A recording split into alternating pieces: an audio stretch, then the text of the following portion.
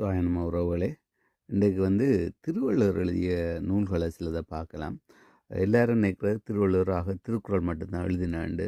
ஆனால் அப்படி இல்லை. திருவள்ளுவர் பல நூல்கள் எழுதினவர். அவர் ஒரு பெரிய சித்தர்.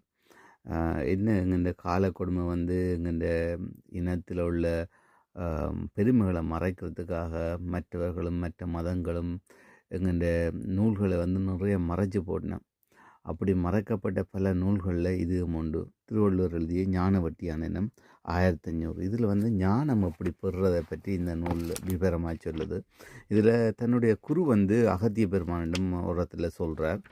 இது ஒரு அருமையான நூல், இதை நீங்கள் முடிஞ்சால் வாங்கி படியுங்கள். அதை தவிர திருவள்ளுவர் எழுதிய பஞ்சரத்தினம் 500 வைத்திய நூல். அப்போ பார்த்தீங்களென்றால் திருவள்ளுவர் வந்து எங்களுக்கு எப்படி அறத்தை மட்டும் போதிக்கலை, ஞானத்தை போதிச்சுக்கிறார், வைத்தியத்தை போதிச்சுக்கிறார். எப்படி நாங்கள் என்னென்ன மருந்து, என்னென்ன வருத்தங்களுக்கு என்னென்ன மருந்தண்டு. அதை தவிர திருவள்ளுவரிய சோதிட சுந்தரசேகரம், இது ஒரு சோதிட நூல். அடுத்தது வைத்திய சிந்தாமணி 800ம் கவுனமணி 100ம், இதுவும் திருவள்ளுவர் எழுதின நூல்.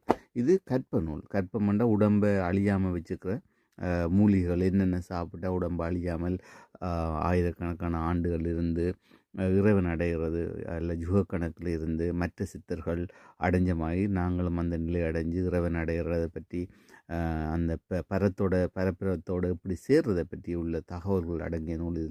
இது திருவள்ளுவர் 300 நூல். இது கற்ப நூல் திரட்டில் பல சித்தர்கள் இருக்கணும். சட்டமணி, கொங்கணவர், புலத்தியார், திருவள்ளுவர், போகர், இவை எல்லாருமே இந்த கற்ப நூலை பற்றி, கற்பத்தை பற்றி எழுதியிருக்கணும். இதில் திருவள்ளுவர் 300ன்றது திருவள்ளுவர் எழுதின நூல்.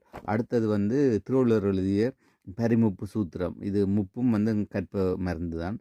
மற்ற சூத்திரம் 16, பஞ்சரத்தின திருப்புகள், இதெல்லாம் திருவள்ளுவர் எழுதினது. மேலே ஒரு பகுதி வந்து புலத்தியார் சித்தர் எழுதினது. நாங்கள் இப்போ திருவள்ளுவரை பற்றி பார்க்கக்கூடிய திருவள்ளுவர் பாடல்களையே பார்க்குறோம். அடுத்து வந்து எங்களுக்கு எல்லாருக்கும் தெரிஞ்ச திருக்குறள்.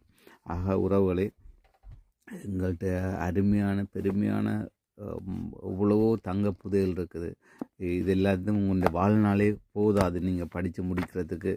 அதால் முதல் மற்ற மதங்கள் சொல்கிறது, இல்லை மதம் இறை நம்பிக்கை இல்லாதவர்களுங்கிற தொன்மைகளை அழிக்க நிற்கிறவர்கள் சொல்கிறத கேட்டு அவைக்கு பின்னால் போய் கடவுள் இல்லை, சித்தர் இல்லை, ஞானம் இல்லை, இதெல்லாம் பொய் என்று சொல்கிறத கேட்டு போகாமல் தமிழர்கள் தொன்மையானவர்கள், குமரி கண்டத்தில் முதல் சங்கத்தில் எங்கின்ற உருவான தமிழ் மொழி, சிவபெருமானே தலைமை புலவராக இருந்து, அகத்திய பெருமான், முருகப்பெருமான் எல்லாரும் அந்த முதல் சங்கத்தில் புலவராக இருந்து எங்களுக்கு தமிழை தந்தவர்கள், எங்களுக்கு இசையை தந்தவர்கள், இலக்கணத்தை தந்தவர்கள், எல்லாமே இறைவன், வைத்தியத்தை தந்தவர்கள். இப்படிப்பட்ட பெருமையுள்ள ஒரு இனத்தை